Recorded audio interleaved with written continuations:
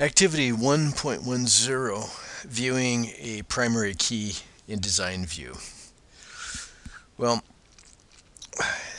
currently we are in design view, and one way you can tell is we're in Table Tools Design, and if you drop down the view, you can see that design view is highlighted.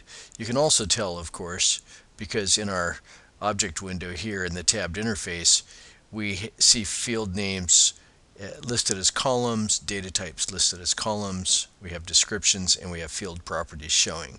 So we're currently in design view. So what is this primary key? Well, in relational databases, which is what we're learning about, there's a notion of tables. And we created the students table, and the reason it's called a table is because of the format of rows and columns.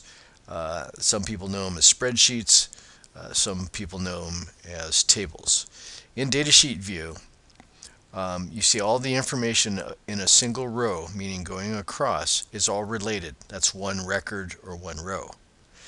And the columns going down are the fields or attributes. Both of those are interchangeable terms in the database world. But because it's formatted like a spreadsheet, rows, rows, rows, records, records, records, all the way down to record 26 here, we call that a table. Now, the primary key, let me go back to design view. The primary key is a way to tell the database that we want this table, student ID, to be unique. So that by making it unique, or assigning it this primary key, the database will not allow us to put the same student ID in twice. And that's for obvious reasons.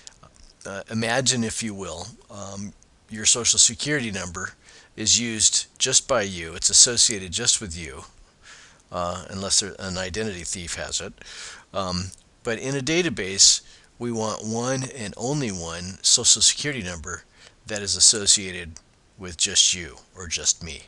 And so if you were designing the database for the social security system, you would definitely make the social security number a primary key.